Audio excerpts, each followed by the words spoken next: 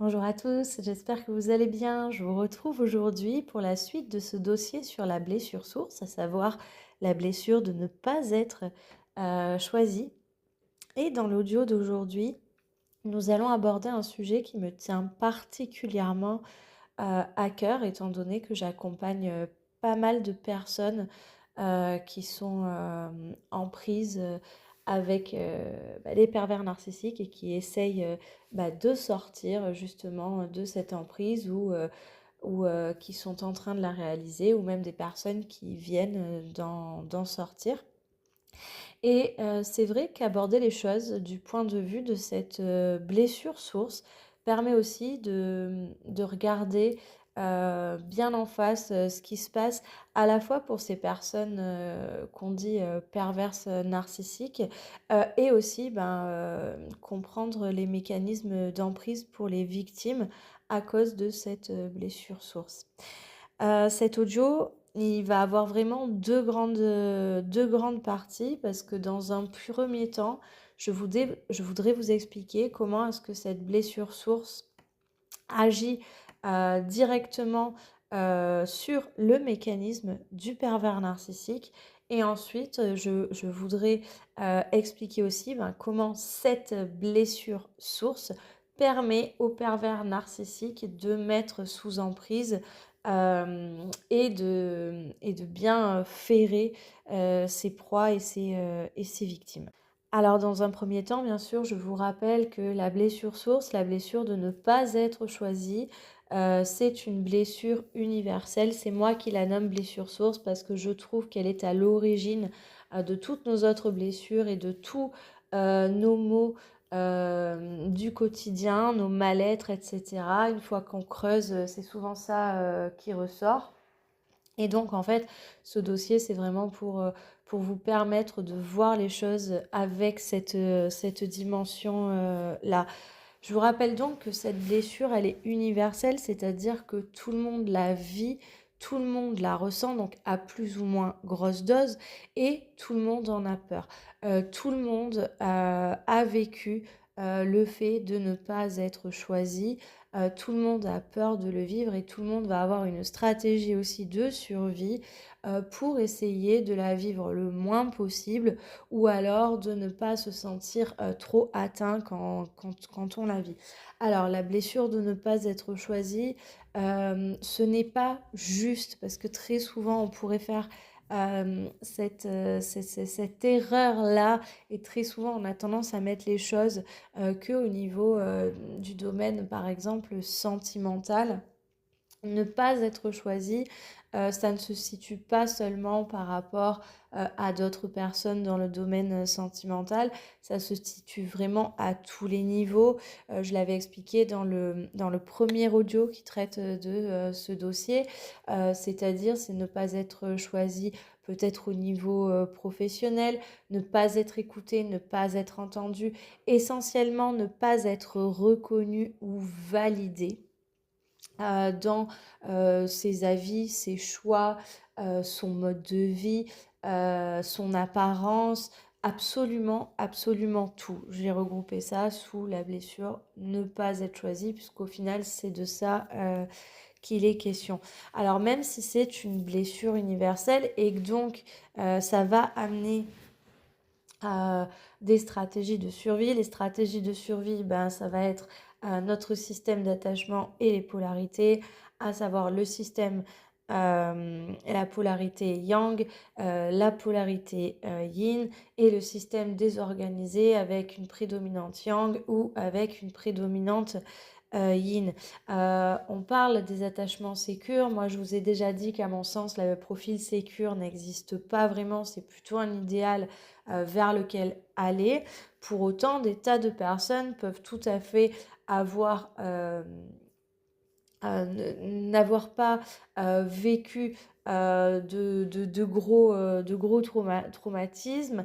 Des tas de personnes peuvent aller bien et ne pas se poser de questions tout simplement parce qu'elles n'ont pas encore vécu peut-être des situations qui vont mettre en lumière ces systèmes de protection et de survie. De la même façon, il y a des personnes qui vont être extrêmement activées et généralement ce sont des personnes qui vivent régulièrement des situations qui permettent justement de mettre en avant ces systèmes de survie. Dans le lot, bah, nous allons avoir les pervers narcissiques. Alors, les pervers narcissiques sont très particuliers, donc c'est un profil qui n'est pas reconnu officiellement en psychologie et en psychiatrie, ce qui est fort dommage d'ailleurs. Euh, mais voilà, on appelle pervers narcissique une personne, donc ça peut être des hommes ou des femmes, qui vont essayer d'exercer un espèce de pouvoir absolu. C'est toujours une question de pouvoir avec les pervers narcissiques, de pouvoir absolu sur les personnes qui les entourent et aussi sur les situations. Et qui vont manifester beaucoup de choses pour conserver ce pouvoir, qui vont bah, du coup mettre aussi sous emprise des personnes pour asseoir leur pouvoir. Et bah, ces personnes-là, par exemple, donc là, on ne peut pas parler de système d'attachement, ni de polarité ou quoi que ce soit. On va vraiment rentrer dans quelque chose dont c'est vraiment très, très, très, très fort. Ça va être les pervers narcissiques. Bah, à la base, la blessure de ne pas être choisi est tellement intolérable pour eux à vivre que tout ce qu'ils ont basé, leur système de survie à eux, ça a été d'absolument tout faire pour ne jamais vivre cette blessure. Et d'ailleurs, lorsqu'ils pourraient vivre des situations qui évoqueraient ça, ils vont activer énormément de choses pour ne pas la vivre, mais pour aussi éviter de la vivre à l'avenir, et très souvent avec un système de représailles pour les personnes qui auraient pu leur faire ressentir cette blessure. Les pervers narcissiques, est-ce qu'ils ressentent le fait de ne pas être choisi? Bien évidemment que oui, et c'est là où il ou elle va activer tout un fonctionnement, toute une mécanique bien huilée pour ne pas avoir à ressentir ça. Pour un pervers narcissique, donc un pervers narcissique ou une perverse narcissique, parce que il y a vraiment, on a tendance à dire qu'il y a des hommes, non, c'est des hommes et des femmes. Pour les pervers narcissiques, la blessure de ne pas être choisi, elle est associée à la perte de pouvoir.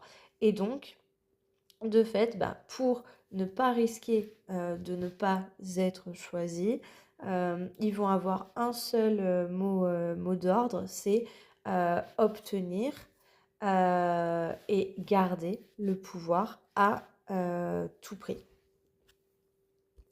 Vous l'aurez compris, les pervers narcissiques portent cette blessure, mais ils portent exactement une version plutôt déformée et très souvent non reconnue de cette blessure.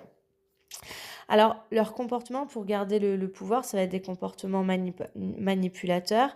Le but, c'est de contrôler les autres pour éviter d'être rejeté, d'être abandonné, pour éviter de ne pas être choisi. Ils vont aussi se valoriser ou faire en sorte d'être valorisés et reconnus en rabaissant ou en dominant ceux qui les entourent.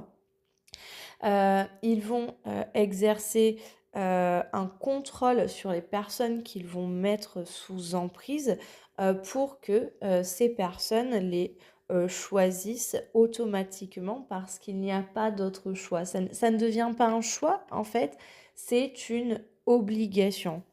Alors, étant donné qu'ils en sont porteurs eux-mêmes de cette blessure, même si elle est déformée et que toute leur stratégie de survie à eux, à savoir ce pouvoir, elle est basée là-dessus, les pervers narcissiques, ils ont quand même une capacité instinctive à repérer les personnes porteuses de la blessure. Donc, porteuses de la blessure, c'est absolument tout le monde.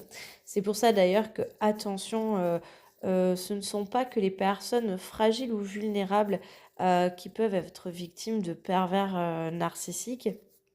parce que ils ont vraiment cette capacité à repérer la faille de la blessure de ne pas être choisie chez tout le monde. Alors, les personnes vulnérables, fragiles, chez qui la blessure est ultra activée, c'est du pain béni pour eux.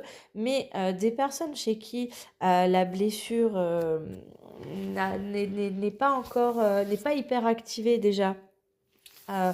euh, parce qu'elles n'ont pas vécu déjà pas mal de traumatismes liés à ça ou quoi que ce soit, et qui l'apportent un petit peu comme tout le monde, ces personnes-là, quoi qu'il arrive, de manière totalement inconsciente, du coup, elles l'apportent.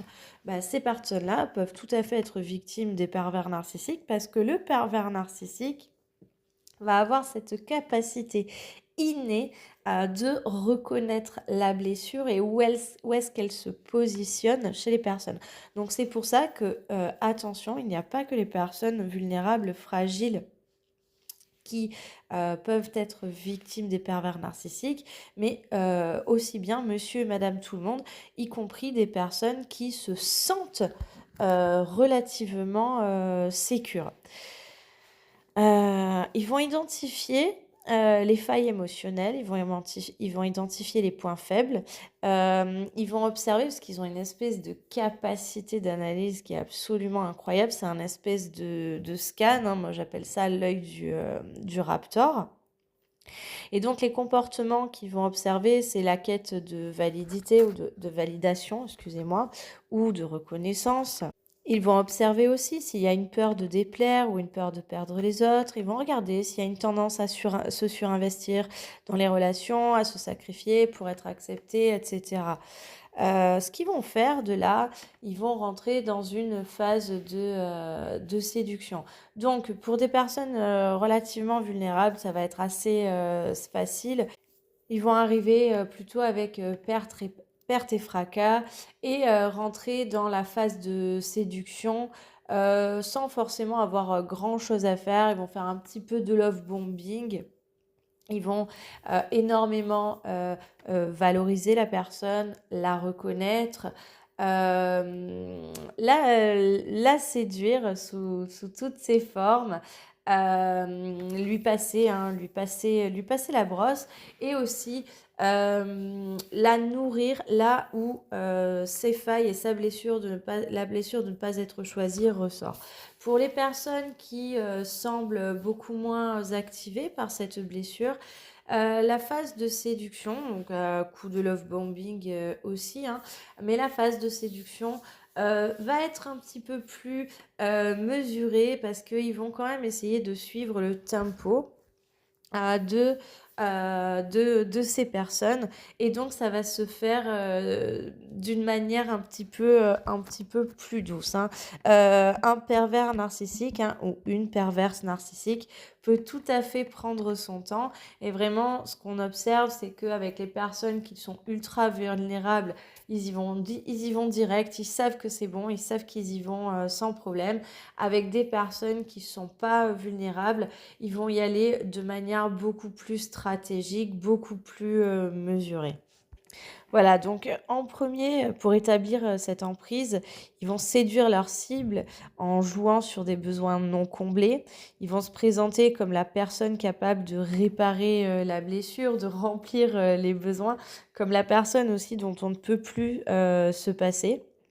Et ils vont offrir ce que leur victime recherche désespérément ou recherche inconsciemment.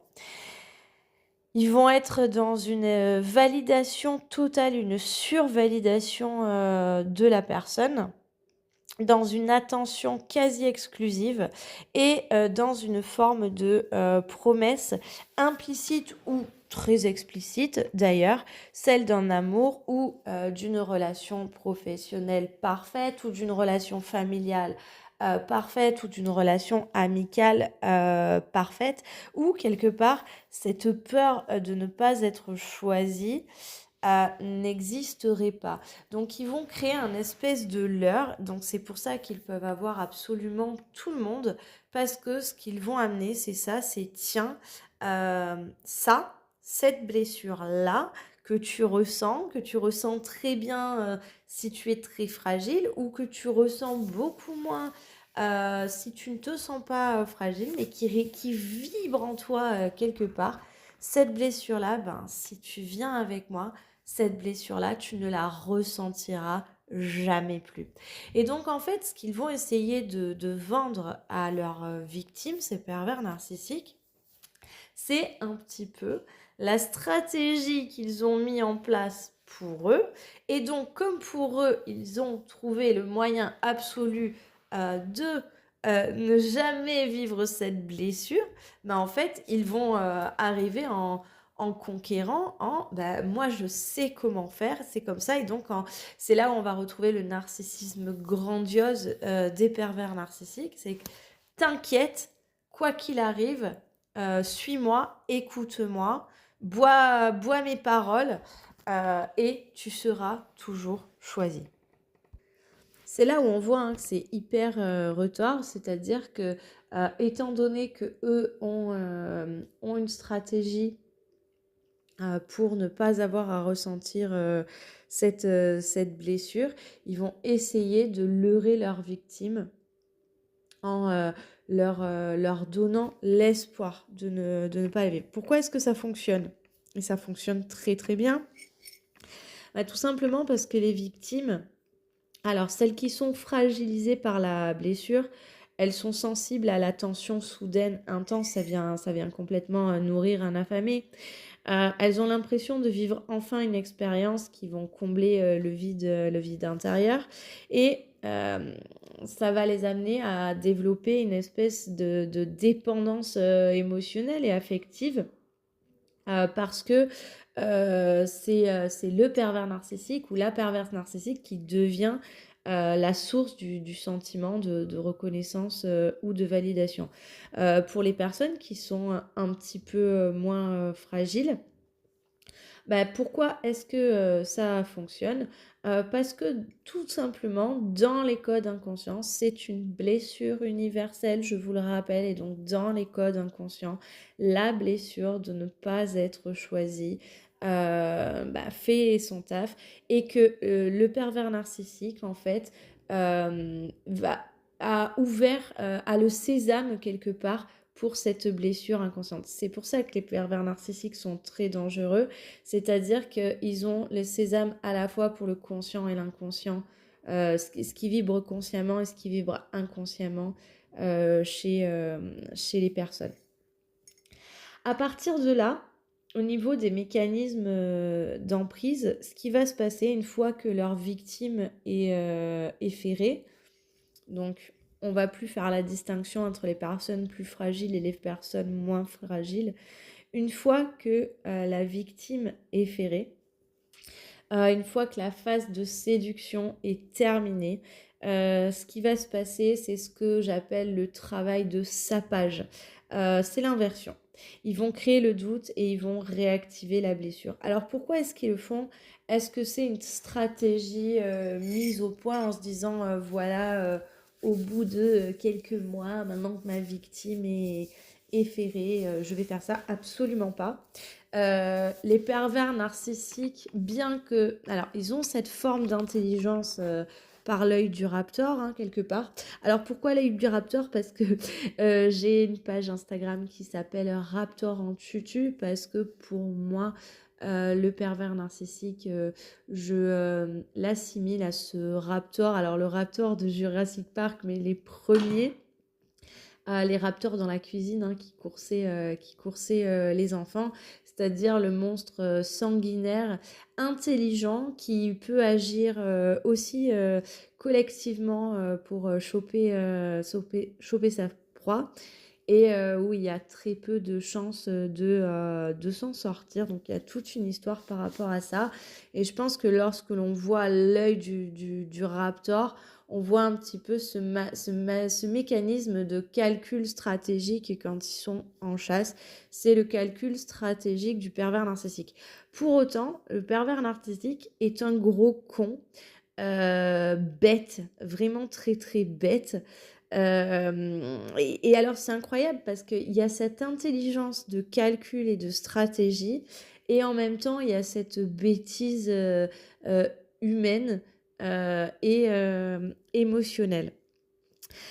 Pourquoi est-ce que je vous dis ça du coup? Donc voilà, c'est-à-dire qu'au moment où ils vont faire l'inversion, c'est absolument pas par calcul en premier, c'est par bêtise. C'est-à-dire que le pervers narcissique croit, lorsqu'il est dans la phase de séduction, il, euh, il y met tellement de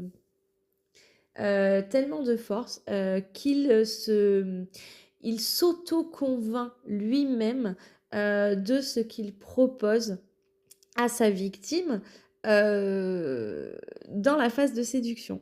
Et donc, il y croit bêtement que c'est possible, que tout ce qu'il a promis est possible et que cette victime en face, n'étant absolument pas une personne, mais une poupée de chiffon manipulable à souhait, bien évidemment, euh, fera en sorte que ça se passe aussi. Vous voyez, il va la rendre aussi responsable de sa promesse.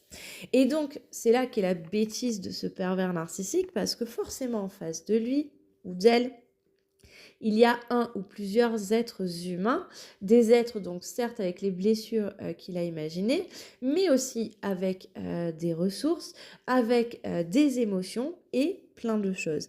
Et donc, dès que la personne en face va commencer à manifester des petits comportements de la vie quotidienne normale et lorsque l'on relationne normalement avec quelqu'un, donc va montrer peut-être un désaccord avec ce pervers narcissique, ou va tenter de donner son avis, ou va tenter tout simplement peut-être d'exprimer quelque chose dans lequel la personne est, on va dire, dans sa force. Le mensonge de cette phase de séduction du pervers narcissique va complètement s'effondrer. Et là, ce qui va se passer, c'est que le pervers narcissique, il va y avoir une espèce d'activation pour lui de oh punaise, je vais perdre mon pouvoir parce que cette personne pourrait ne pas me choisir totalement comme j'avais prévu. Donc, il va falloir que je lui fasse peur. Grosso modo, c'est quelque chose comme ça qui se passe. Et donc là, le pervers narcissique, dès qu'il est activé comme ça, il va rentrer dans la phase d'inversion, c'est-à-dire qu'il va commencer à créer le doute et réactiver la blessure. Sauf que pendant toute la phase de séduction, ce pervers narcissique, il a noté des tas de choses. Il a noté toutes les failles et pendant la phase de séduction, généralement les victimes vont beaucoup se donner, se livrer, étant donné qu'elles pensent être en confiance. Et donc, ce qui va se passer, c'est que là, le pervers narcissique connaît les failles de la personne, il connaît déjà sa faille consciente ou inconsciente, celle de ne pas être choisi, mais il connaît aussi les mécanismes, il connaît peut-être l'historique des personnes, les doutes, les craintes, les peurs, les faiblesses de la personne. Et donc, il va commencer à introduire des critiques ou des comportements de rejet pour remettre en question la valeur de la victime. Il va essayer aussi d'instaurer un climat de peur pour que la victime ne dépasse pas, que ce soit en... Comment dire ça? J'ai pas le mot. Un pervers narcissique ne supporte pas que sa victime reçoive plus d'attention que lui, ne supporte pas que sa victime puisse dire quelque chose que lui ne saurait pas, par exemple. Voilà, il ne va pas supporter l'aspect peut-être un petit peu plus lumineux, peut-être plus intelligent, plus fort, plus expérimenté, plus aguerri de sa victime sur un sujet. Et donc, il va commencer aussi à créer des situations catastrophiques lors d'événements comme ça pour que petit à petit, sa victime s'éteigne. Alors, Il va y avoir aussi des comportements punitifs. Il va y avoir toute cette alternance de choses. Il va y avoir aussi un isolement par rapport aux autres. Donc un isolement sur, ben, regarde, telle et telle personne euh, euh, ne sont pas bonnes pour toi, puisque moi je sais mieux. Mais aussi, tu sais, j'ai observé telle et telle personne pendant que tu parlais, elle se moquait de toi. Il va semer beaucoup de doutes hein, dans ce genre de choses, juste en fait pour pouvoir isoler sa victime, parce que forcément, moins sa victime aura de personnes autour d'elle et moins elle aura de choix aussi possible. Alors, comment ça se manifeste? C'est là où on peut parler aussi beaucoup du gaslighting, par exemple. C'est-à-dire que ce pervers narcissique va pouvoir commencer à dévaloriser la personne. Et lorsque la personne dit des choses, donc dévaloriser la personne, très souvent, ce qu'on observe, c'est que les pervers narcissiques vont dévaloriser une personne donc, sur ses failles, mais aussi sur des choses sur lesquelles, dans la phase de séduction, il pouvait la valoriser. Hein. Mais voilà, il va dévaloriser la personne. Et lorsque la personne pourrait se défendre en disant, bah écoute, c'est pas trop normal là ce que tu me dis, ou ça m'a blessé ce que tu as dit, il pourra dire, oh là là, mais je rigolais, partir sur le fait que la personne est trop susceptible, etc., qu'il ne peut rien dire.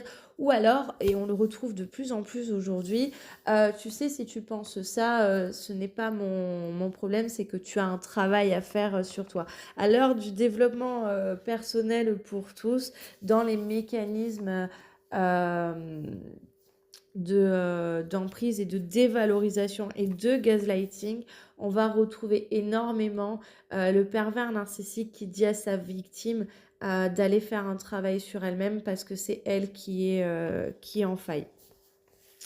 Ils ont toujours hein, eu ces comportements-là, sauf qu'aujourd'hui, ils le font de plus en plus. Avant, c'était tu es complètement fou, tu es complètement folle, va te faire soigner, on va t'enfermer, ce genre de choses. Aujourd'hui, c'est oh là là, non, non, mais si ça t'a blessé, réfléchis bien pourquoi ça t'a blessé, c'est que c'est toi qui as un problème. Ils utilisent ce qu'ils ont compris de l'effet miroir pour pouvoir invalider leur victime.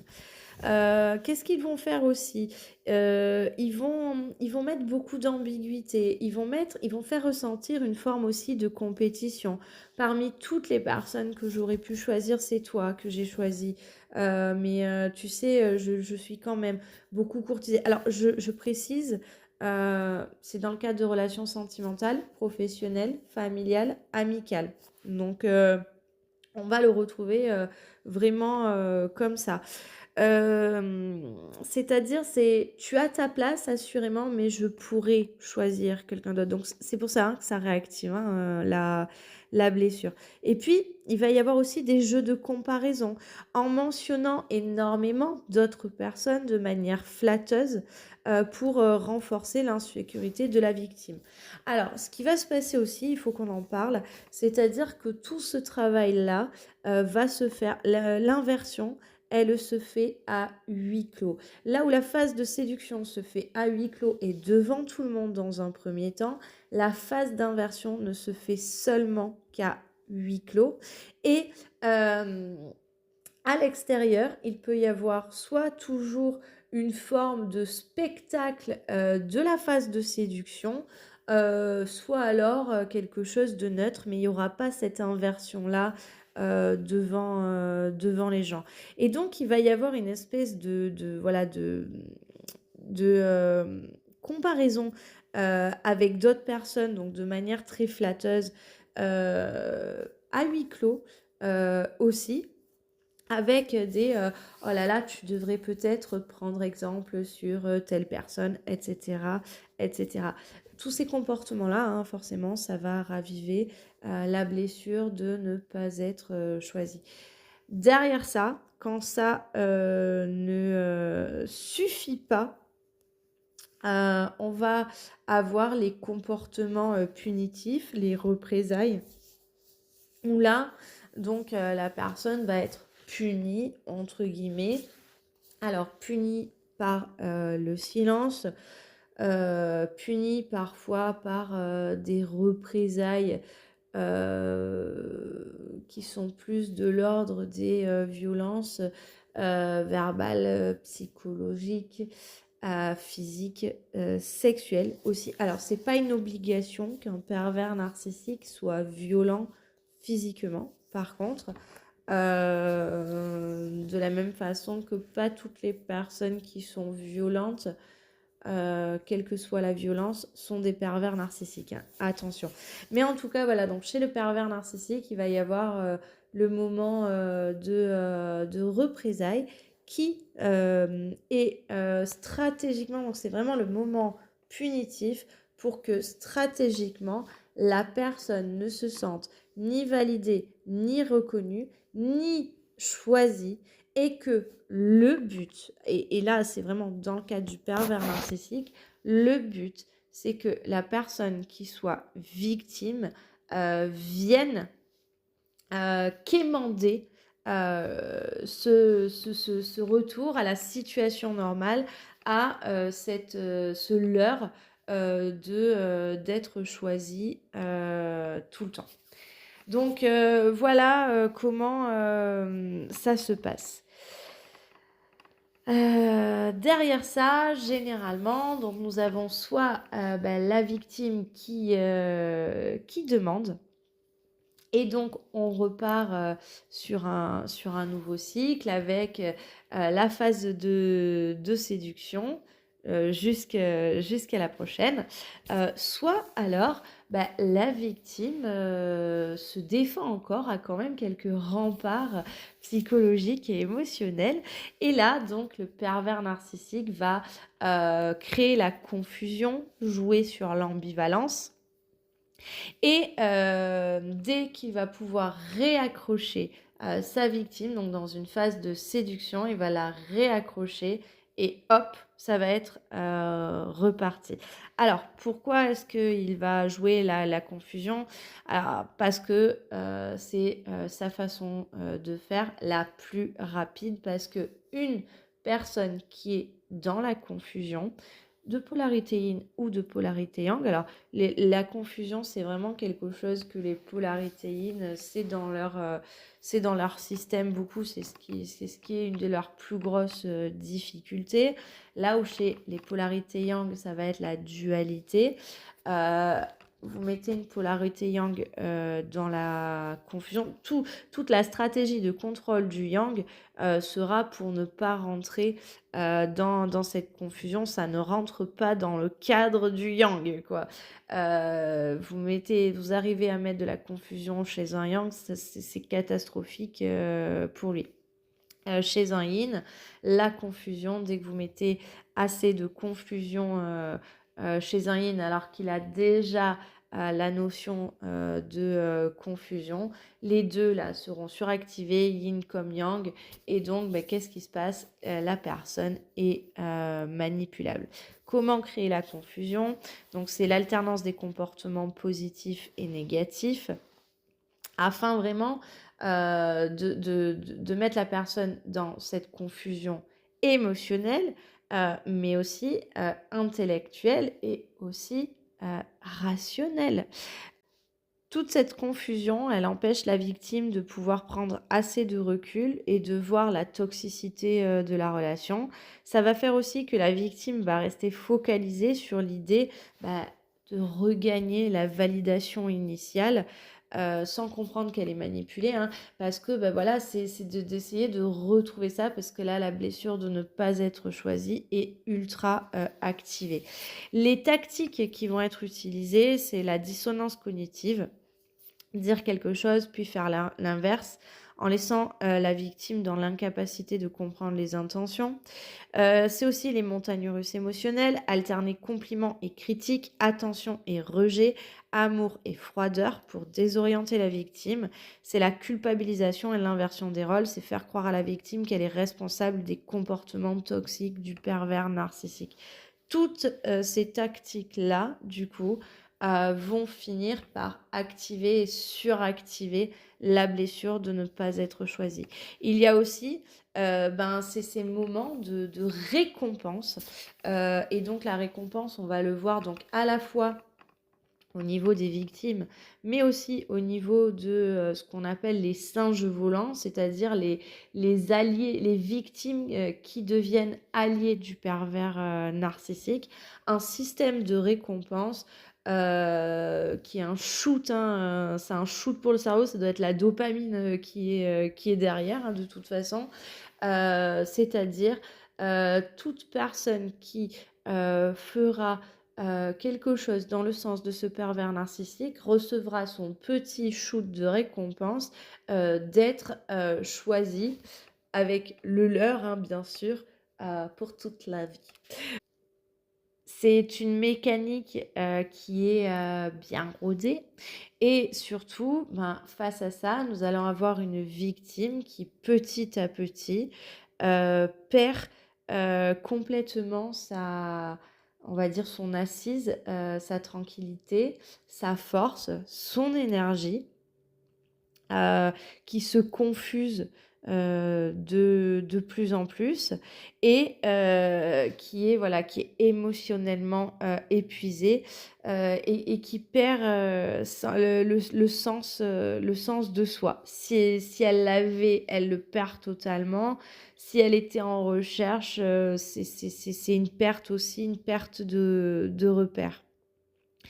Le pervers narcissique, il va renforcer cette perte d'identité aussi en minimisant à partir de là les besoins et les désirs de la victime, en lui faisant croire qu'elle n'a pas le droit de demander ou d'attendre quoi que ce soit, parce que quand même déjà elle est choisie, non mais il faudrait pas qu'elle en demande plus. Il va aussi imposer des normes irréalistes, exiger une espèce de perfection impossible à atteindre, en renforçant le sentiment d'inadéquation de la victime. Alors là, juste à ce point, je voudrais qu'on voit à quel point entre le leurre et la promesse, on est loin, c'est-à-dire qu'on est à l'opposé. Et à partir de ce stade-là, en fait, on a une personne qui va vibrer la blessure de ne pas être choisie tout le temps, qui va constamment la vivre et qui ne va pas arriver à s'en sortir parce qu'à ce moment-là, la victime, elle rentre dans un cercle vicieux de je vibre cette blessure, je dois déjà vivre avec le fait que je la mange tout le temps, mais en plus, je voudrais essayer de l'éviter. Je voudrais essayer de ne pas avoir à la vivre, de contrôler les choses pour ne pas avoir à la vivre. Alors la victime, déjà, elle avait cette blessure originelle en elle, donc elle était plus ou moins fragilisée par cette blessure. Là, elle est absolument, c'est même pas fragilisée, elle est complètement démontée par cette blessure. Elle peut pendant longtemps intérioriser les critiques, elle peut finir par croire qu'elle n'est pas digne d'être aimée et elle va s'accrocher généralement encore plus donc d'être aimée ou d'être choisie. C'est vrai qu'on revient souvent à ça, mais voilà, ça peut être aussi donc au niveau professionnel, donc digne d'être aimé, on va dire d'être apprécié au niveau professionnel, d'être valorisé au niveau professionnel aussi, par exemple. Elle va s'accrocher encore plus à la relation en pensant aussi qu'elle ne trouvera jamais mieux. Comment sortir de ça? Ça va être très compliqué. Alors généralement, il peut y avoir soit un événement ou une situation qui est un petit peu la goutte d'eau qui fait déborder le vase, mais aussi il y a un énorme travail thérapeutique et ça va être surtout de réaliser que là, la blessure, elle est plus qu'activée. Enfin, c'est une blessure qui est tout le temps activée, qui est tout le temps surtout manifestée. C'est vraiment la blessure de ne pas être choisi. On peut la vivre plein de fois dans sa vie à plein de multi-niveaux. On peut en avoir très peur. Face à un pervers narcissique, c'est quelque chose, c'est comme si le pervers narcissique vous frappez avec cette blessure constamment. Voilà, donc à partir du moment où la victime commence à prendre ça en compte et à l'observer, à partir du moment où, alors, accepter de vivre la blessure, puisque le leurre de base, c'était avec ce pervers narcissique, avec cette relation avec ce pervers narcissique, je ne risquerai pas cette blessure. Ça va être accepté que ça, c'était un leurre et que ça n'existe pas. Et que quoi qu'il arrive, on vivra toujours cette blessure. Et que cette promesse faite de manière implicite ou explicite par ce pervers narcissique est vraiment un leurre qui n'existe pas du tout. Un fantasme qu'il a créé de toute pièce. Et accepter de faire le deuil de cette croyance-là. Bon, bien sûr, ça fait pas de mal, même si c'est pas le sujet. Pour pouvoir s'en sortir, c'est de reconnaître la manipulation, c'est d'identifier les schémas narcissiques, comprendre que le problème, il vient pas de soi. C'est savoir aussi se choisir soi-même, c'est apprendre à valider sa propre valeur sans chercher l'approbation extérieure, c'est se reconnecter à des soutiens extérieurs. Il faut se faire aider par des personnes, il faut être soutenu aussi très souvent. Aller chercher du soutien auprès de votre entourage si c'est possible, mais aussi auprès de personnes qui s'y connaissent, des thérapeutes, des associations, du personnel médical, etc. Et surtout, face à un pervers narcissique, dans la mesure du possible, on fuit et on coupe. Difficile à faire lorsqu'il y a des enfants en commun, quand c'est dans le cadre d'un mariage ou d'un couple avec des enfants en commun. Là, c'est un petit peu plus compliqué. Dans le reste des cas, on fuit et on coupe parce que ce pervers narcissique, quoi qu'il arrive, tous les pervers narcissiques, quoi qu'il arrive, s'il y a une brèche, ils la trouveront et ils s'engouffreront dedans. Et ensuite, faire un énorme travail de reconstruction parce que la blessure de ne pas être choisie, qui est universelle, déjà, c'est plutôt un dossier. Chez des personnes qui sont plutôt vulnérables, ça devient un gros dossier parce qu'il y a aussi les traumatismes de vie. Chez des personnes qui ont vécu avec un pervers narcissique, c'est un énormissime dossier parce que le pervers narcissique, pendant tout le long qu'aura duré cette relation, aura utilisé cette blessure pour vous faire du mal, pour vous manipuler, pour utiliser les personnes comme des pantins soumis vraiment à cette blessure.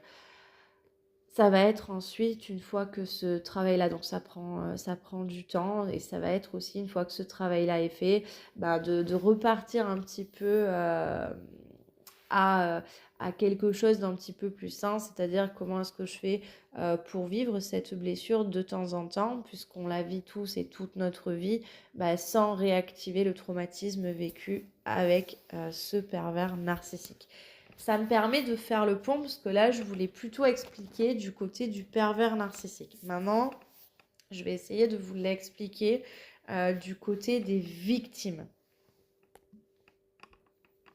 Pourquoi est-ce que la blessure de ne pas être choisie, c'est un terreau fertile pour les mécanismes d'emprise avec un pervers narcissique?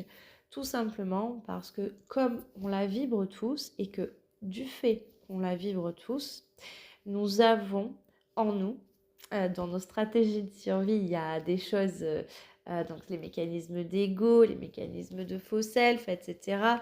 Il y a des choses qui nous aident beaucoup et qui sont relativement ajustées jusqu'à un certain point. Et puis, il y a notre part d'ombre, il y a notre part sombre, il y a nos mécanismes dysfonctionnels. Et l'ennui, c'est que lorsque l'on est face à un pervers narcissique dans la phase de séduction, le problème, c'est que la personne qui est victime, elle connaît, si elle ne connaît pas cette blessure parce qu'elle serait plus ou moins sécure, ou si elle se sent très vulnérable parce que elle a déjà vécu pas mal de traumatismes, par exemple, si la victime n'a pas fait un travail, et très souvent le travail vient après qu'il y ait eu problématique, si elle n'a pas fait un assez gros travail sur elle, la personne n'est absolument pas consciente on va dire, l'intégralité de ces mécanismes défaillants. Elle en connaît néanmoins quelques-uns qui peuvent lui faire honte, quelques-uns qui peuvent la faire se sentir coupable quand elle y pense, quelques-uns qu'elle essaye surtout de camoufler, d'éviter ou de réprimer. Et ce qui va se passer, c'est qu'au moment de la phase de séduction, lorsque ce pervers narcissique vient et valide et promet ce leurre de tu seras choisi quoi qu'il arrive, la victime euh, va, va halluciner complètement, c'est-à-dire waouh, cette personne me voit mes défauts aussi que je connais, et malgré ça, malgré mes défauts, elle me valide. Et de là où elle me reconnaît, de là, forcément, du côté de la victime, le leurre de écoute, de quoi qu'il arrive, tu seras choisi. Pourquoi est-ce qu'il prend? C'est pas parce que la victime est bête, c'est le pervers narcissique qui est bête, je vous rappelle. La victime, elle n'est pas bête, mais la victime, ce qu'elle entend, c'est il y a une personne qui me valide et me reconnaît déjà beaucoup par rapport à tout ce que ce pervers narcissique met en place dans la phase de séduction. Mais en plus, cette personne, je me suis assez ouverte, je lui ai parlé en toute confiance de mes zones un peu sombres avec lesquelles je suis pas trop à l'aise, et elle continue à me valider à l'instant T, et en plus elle me promet qu'elle me choisira toujours. Et donc là, forcément, la blessure de ne pas être choisie, là, elle vient faire un petit clic, cling, cling, cling, cling, cling dans la tête, en disant, ou dans le cœur, en disant, ça, en fait, ça n'arrivera jamais ailleurs.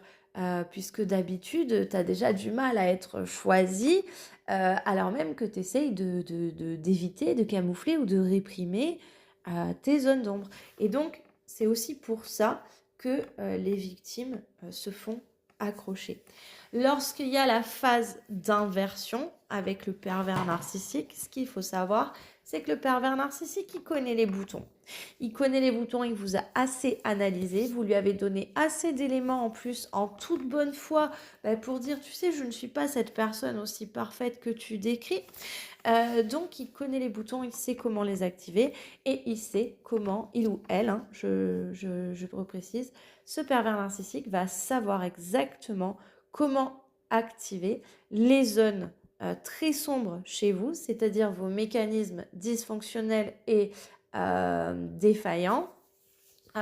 Les mécanismes vraiment dont vous n'êtes pas fier, tout le monde en a, et donc il va les activer.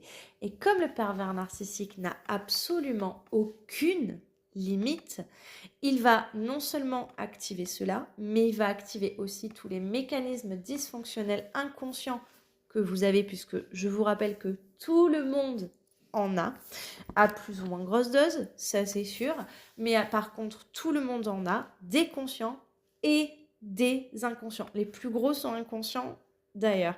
Et donc ce qui va se passer, c'est que le pervers narcissique va tous les activer, et donc la victime va aussi se retrouver à avoir et à manifester des comportements dysfonctionnels dont elle aura encore plus honte, dont elle ressentira d'autant plus de culpabilité, et où elle ne se reconnaîtra elle ne se reconnaîtra plus elle-même. Et donc de là, nous avons un pervers narcissique qui dira, mais malgré toute cette horreur que tu es, je suis une tellement grande personne, je suis tellement magnanime que je te pardonne malgré ce déchet vivant que tu es, parce qu'il va utiliser ça justement contre la victime. Et donc la victime, pourquoi est-ce qu'elle va rester sous emprise? C'est que déjà à la base, elle y était tombée par rapport à ces mécanismes dysfonctionnels inconscients. Mais alors là, quand elle observe tout ce qui est sorti, activé et manipulé et contrôlé par le pervers narcissique, et j'insiste bien là-dessus, c'est-à-dire que le pervers narcissique aura compris que c'est comme s'il y a des boutons, et c'est aussi des conditionnements qu'il va créer. Il va créer des situations de stress pour pouvoir conditionner sa victime et pouvoir la manipuler comme un pantin. Dès que la personne à ce moment-là va sortir ces mécanismes-là, le pervers narcissique va les utiliser. Et donc là, la personne va se dire, effectivement, je ne pourrais pas être choisie ailleurs que ça. Je ne mérite peut-être aussi pas mieux que ce pervers narcissique parce que je me suis rendu compte que j'étais capable de faire des choses que je n'aurais jamais imaginées, capable de dire des choses que je n'aurais imaginées, capable d'avoir des réactions complètement dysfonctionnelles. Et donc là, du coup, c'est la blessure de ne pas être choisie, de ne jamais être choisie, parce que la victime à ce moment-là ne se choisira pas. Et donc, le pervers narcissique va se faire un malin plaisir d'utiliser ces éléments-là pour encore plus manipuler la victime, à savoir, je peux le dire à tout le monde, tu te souviens la fois où tu as fait ça, etc., etc., etc., et aussi saper la personne à son entourage. Et tout ça, en fait, c'est donc les comportements dysfonctionnels, c'est tout à fait normal de les découvrir. On les découvre en travail, mais dans le cadre de la relation avec un pervers narcissique, c'est aussi ça qui se pose et qui se pose comme problème, c'est que les personnes vont avoir du mal à identifier peut-être la relation comme toxique parce que elle se voit elle-même être toxique et que le pervers narcissique s'en donne un cœur joie pour du coup les rendre responsables de la toxicité de la relation. Et les personnes qui sont victimes vont avoir aussi cet ennui-là, c'est-à-dire que elles reconnaissent leur part et elles portent du coup cette part avec beaucoup de honte, beaucoup de culpabilité, beaucoup de tristesse parfois, beaucoup de colère contre elle, enfin beaucoup de choses très négatives, beaucoup de désestime d'elle-même, de désamour d'elle-même et beaucoup de confiance en soi qui part morceau par morceau avec ce truc, mais même moi je ne me choisirais pas la personne que je suis, je ne peux pas la choisir. Tout ça pour vous dire que cette blessure de ne pas être choisie, elle est universelle. On l'a tous. Et donc, par rapport à ça, la priorité, si vous vous reconnaissez dans la relation avec un pervers narcissique, la priorité, j'ai envie de vous dire, ce ne sera pas la blessure de ne pas être choisi. Ça va être intéressant de la prendre peut-être pour ce travail que vous faites, mais la priorité, c'est de vous mettre à l'abri et de sortir de cette relation le plus vite possible. Plus vite on sort de la relation avec un pervers narcissique, que ce soit une relation de travail, une relation de famille, une relation amicale, une relation sentimentale, plus vite on peut s'atteler à la lourde tâche de la reconstruction. J'ai oublié quelque chose par rapport à ça, dans la blessure de ne pas être choisi et à quel point c'est un terreau fertile pour les pervers narcissiques, c'est que le fait d'être constamment tapé par cette blessure de ne pas être choisi, la victime va aussi, et le pervers narcissique va en jouer, c'est-à-dire que la victime va aussi se dire, déjà essayer d'être loyale à sa promesse qu'elle avait fait peut-être au départ, qu'elle soit implicite ou explicite, parce que lorsque le pervers narcissique a fait la promesse, la victime s'est engagée d'une manière ou d'une autre. a une forme de loyauté. Donc c'est une forme de loyauté par rapport à ce pervers narcissique et par rapport au leurre du début, hein. La loyauté, elle est vraiment par rapport à ça. Et il y a un espoir peut-être de sauver ce pervers narcissique, un espoir de guérison pour ce pervers narcissique. Or, les pervers narcissiques sont des causes perdues, vraiment. Et le problème, c'est l'espoir de pouvoir peut-être les sortir de là. Et peut-être aussi le truc de se dire, oui, mais ce pervers narcissique, puisque les pervers narcissiques ont toujours une histoire dans leur phase de séduction, on les écoute. Si on les écoute, ce sont eux qui ne seront pas choisis, qui ont souffert alors qu'ils faisaient du mieux qu'ils pouvaient, etc. Et donc, quelque part, la victime va victimiser aussi elle-même le pervers narcissique en disant, oui, mais moi, du coup, si je ne le choisis pas, je ne fais pas ce qu'il faut, je manque de loyauté, etc. Donc déjà, il y a ce travail-là à faire aussi. Mais en fait, pour ce qui est de la blessure de ne pas être choisi, bah, par rapport à un pervers narcissique, lorsque vous identifiez que c'est un pervers narcissique, j'ai envie de vous dire, rien à foutre de le choisir. On ne le choisit pas, un pervers narcissique. Autant une personne, ben, vous allez pouvoir faire des efforts en vous disant, mince, c'est ça qui vibre chez elle, et vous allez essayer de tomber dans une zone de compromis. Autant à partir du moment que c'est un pervers narcissique, rien à foutre qui la mange, sa blessure de ne pas être choisie. De toute façon, un pervers narcissique, excusez-moi, je parle mal, mais à un moment, c'est quand même la réalité. De toute façon, un pervers narcissique, il fera tout ce qu'il peut pour ne pas la manger. Et donc, si vous décidez, vous, de ne plus choisir ce pervers narcissique, il essaiera de multiples manières de vous harponner. Et à un moment, de toute façon, il ira choisir d'autres victimes et il aura un discours de je n'ai pas été choisi, mais c'est parce que il fera de vous la personne toxique dans son histoire.